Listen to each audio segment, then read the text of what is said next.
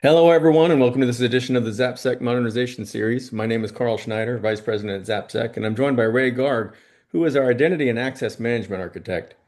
Ray, most cloud environments I see still have engineers and automation running with standing administrator privileges, like the roles that are always active, whether anyone's using them or not. And when one of those credentials is compromised, you're not losing access to a single server, you're potentially losing control of an entire cloud account and everything inside it. Yeah, that's so correct. The blast radius is huge. The attack surface stays open continuously, so a standing admin role doesn't care whether the person's asleep or actively working. The permissions are live 24 hours a day, and an attacker who compromises that credential has the same access that the admin has for as long as the role exists. Dude, that's crazy. The traditional PAM was built around a different model, right? Vault the credential, check it out, check it back in. And that works with a known set of servers in a controlled rotation schedule. But in a cloud native environment, the infrastructure is ephemeral, right? Containers come and go. Identity access management roles are created programmatically, and the privilege surface changes constantly. Yeah, and this is why the model has to shift.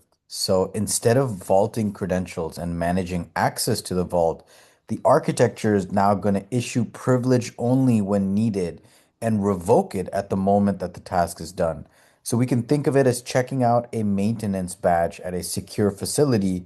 You request access, state the purpose, and the badge is issued for a specific zone and time window. And when the window closes, it deactivates. Therefore, you're never holding standing access. Yeah, the privilege is ephemeral. It exists only for that specific task. Exactly. So it's basically like just in time elevation.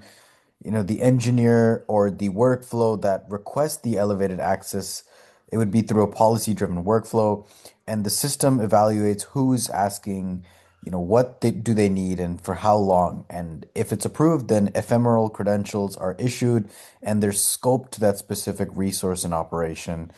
And also, the session is brokered through a managed path. So when the session ends or the window expires, then the privilege is revoked automatically. Right. And everything's recorded? Yep. So we get a full audit trail. Session recording is capturing what's happening. Activity monitoring correlates the elevation to the actions taken. And if the session deviates from its stated purpose, then the governance layer can intervene. So the result is a dramatically reduced attack surface, and privileged access exists only when actively needed and every use is observed. Right. But I mean, this has to integrate with what organizations already run, right? Their cloud and identity access management, the identity providers, the existing PAM platforms, all of it. Yeah, it does. And the identity provider authenticates, the policy engine authorizes, and the PAM platform brokers the session. The cloud IAM layer enforces the scope role. So the architecture connects them into a governed elevation path. Awesome. So how does ZapSec differentiate here? What's the secret sauce? Because most organizations have pieces of this, but not the orchestration between them.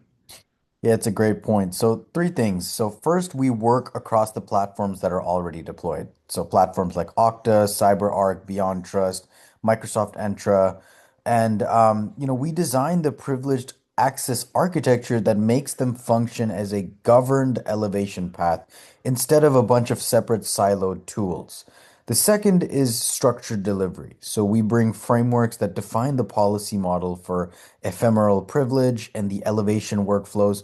We bring blueprints that give teams implementation-ready architectures for just-in-time access across cloud and hybrid infrastructure that are built from real enterprise deployments. And Hmm. third is automation. We have continuous enforcement monitoring, privilege usage, session compliance, and credential lifecycle. So if standing privilege reappears or a session exceeds its window, the automation flags it and acts. That prevents drift from undoing the architecture. Sweet. Yeah, platform integrated, implementation ready, continuously forced. Those are definitely good differentiators. And that's how organizations are able to move from standing privilege to governed ephemeral access at enterprise scale. So in cloud native environments, privileged access has to be ephemeral, right? Requested, scoped, time bound, observed, and automatically revoked. Even if your admin roles are always on, the attack surface is always open. Correct. Yeah, the privilege should really only exist when it's needed. That's the architecture principle, and everything else follows from it.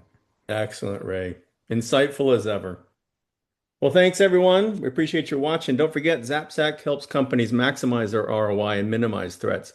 We do cybersecurity every day. We've been there and done that. If any of this resonates with you, we'd welcome a conversation on how to bring this sort of transformation to your organization. Visit zapsec.com or reach out to Ray or myself directly. Our email addresses are visible at the beginning of the video.